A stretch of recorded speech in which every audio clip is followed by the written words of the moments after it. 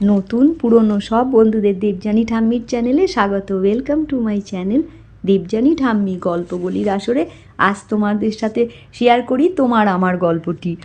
এখন স্কুলে স্কুলে চলছে স্পোর্টস, কত রকম খেলা দেখা যায়, তার মধ্যে সবচেয়ে মজার খেলা বোধহয় সেইটি। এই যে বড় একটা বস্তার মধ্যে ভরে দিয়ে গলা পর্যন্ত ভরা থাকে, শুধু মাথাটা বেরিয়ে থাকে, আর জোড়া তখন সেই অবস্থায় দৌড়ে যেতে হয়। দৌড়ানো তো যায় না, জোড়া পায়ে সবাই হেঁটে হেলে দুলে যেতে থাকে, অনেকটা পেঙ্গুইনের মতো। তার মধ্যে আবার যারা তাড়াহুড়ো করে একদম পড়ে গিয়ে কুমড়ো গড়ান অবস্থা।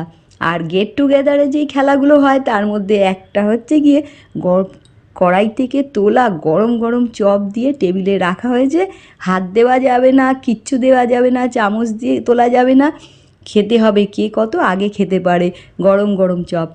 1 2 3 স্টার্ট বলার সঙ্গে সঙ্গে এক ভদ্রলোক মাথা দিয়ে গরম চপটা ভেঙে মুখ দিয়ে খেয়েছিল। হ্যাঁ হ্যাঁ, ভয় পেও না ভয় পেও না, মাথা ভর্তি চুল ছিল কি না, তাই জন্য তার কিছু হয়নি। একজন ভদ্রলোক নেমন্তন্ন বাড়ি যাবে, বিরাট টাকমাথাওয়ালা ভদ্রলোক আয়নার সামনে দাঁড়িয়ে সাজগোজ করছে। কত দেরি হয়ে যাচ্ছে, নিচে তার বন্ধু যোগেশ দাঁড়িয়ে আছে। দেরি তো হবেই, চুলে টেরি কাটতেই তার কত দেরি হচ্ছে। এদিকে যোগেশ এসছে, সেদিন ছিল রবিবার, শ্রাবণ মাস, কৃষ্ণা চতুর্থী। সেই কত দূর থেকে পিতৃমাতৃহীন যোগেশের বাড়িতে কেউ নেই, সে ঠিকমতো সাজগোজ করেও আসেনি, তবে না আছে হাতে ছাতা, না আছে পকেটে একটুও পয়সা। আর বর্ষাকাল, এমন ভেজা ভিজেছে, সপ সপ করছে তার পরনের জামা কাপড়। এই মতো অবস্থায় রবিবার ছিল, কিন্তু স্কুলের ছেলেমেয়েরা সমস্ত দৌড়ে দৌড়ে আসছিল, তাকে দেখে হাসিতে মেতে উঠল।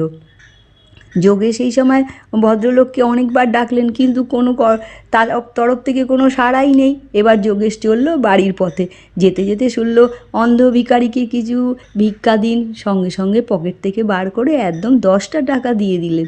এবার যোগেশ যখন বাড়ি এসে দরজা ঠকঠক করছে, তার মা দৌড়ে এসে দরজা খুলতে, সেই ভেজা পায়ে যোগেশ উল্টে পড়ে গেল।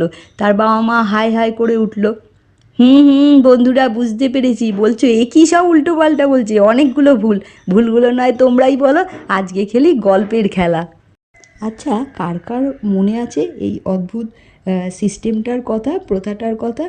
মানে এখন একটু দেখতে পাওয়া যায় কি না, কমই পাওয়া যায় কি না, তাই জন্য বললাম। ওই যে আমাদের চাইতে যারা বড়, তাদের সঙ্গে দেখা হলেই সামনের দিকে ঘাড় বাঁকিয়ে দুটো হাত একসঙ্গে করে ওঠাই আর নামাই, না হয়তো মাটি পর্যন্ত হাত নামিয়ে সামনের দিকে ঝুঁকে পড়ি। কী করি বলো তো? এখনও দেখা যায়, তাই না?